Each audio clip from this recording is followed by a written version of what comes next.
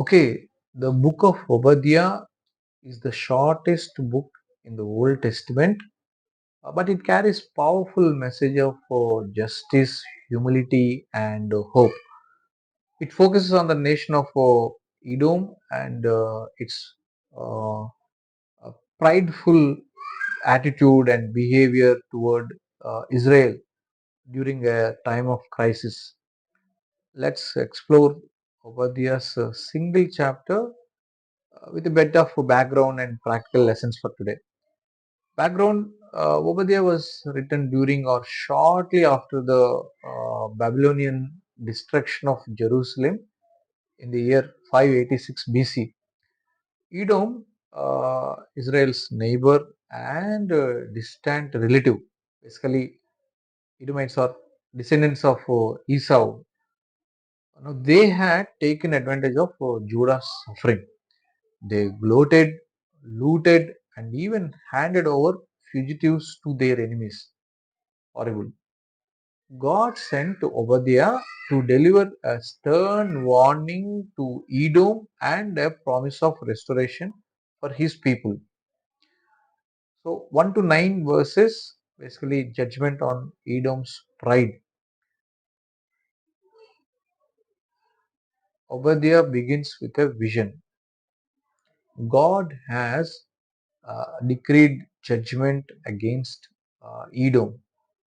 Their arrogance, rooted in their seemingly secure mountain strongholds, has blinded them to their vulnerability.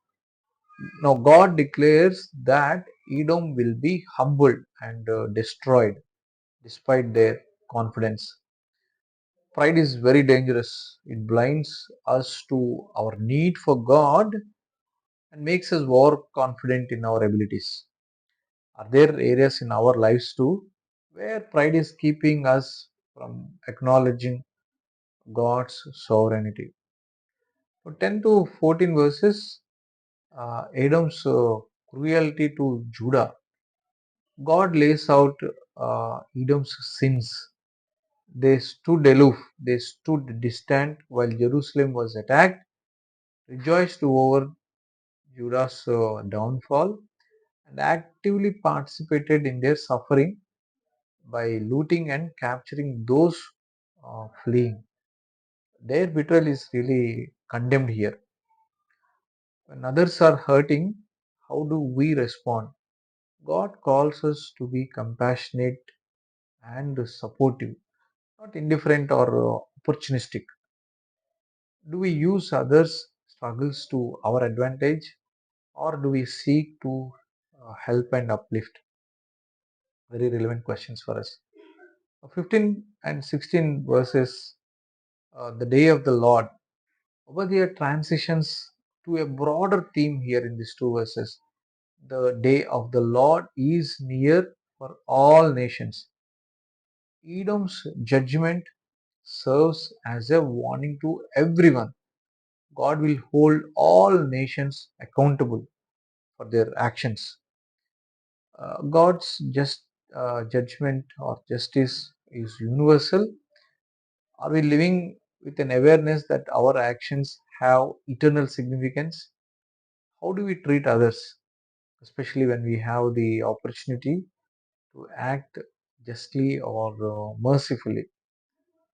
17 to 21 verses, again, much like any other prophetic book, ends with hope and restoration. Now, for Israel, the book concludes with a message of hope for God's people. While Edom faces destruction, Mount Zion, that is Jerusalem, will be restored. God's kingdom will triumph and his people will possess their inheritance. So God's ultimate plan is restoration and victory for his people. Even in seasons of judgment and hardship, we can trust his promise to redeem and restore. Are we putting our hope in his eternal kingdom or in the temporary securities of this world? This is one important question for us. So, the book of Obadiah is a sobering reminder of the dangers of pride, betrayal, and indifference to suffering. But it's also a hopeful declaration that God's justice will prevail and his kingdom will endure. In our modern world, Obadiah asks us to examine how we treat others, especially in their times of need. Are we compassionate and supportive, or do we look out only for ourselves? And do we trust in God's ultimate justice, even when it feels delayed? Let's take to heart Obadiah's call to humility, compassion, and hope in God's redemptive plan. His kingdom is coming. Are we ready to be part of it?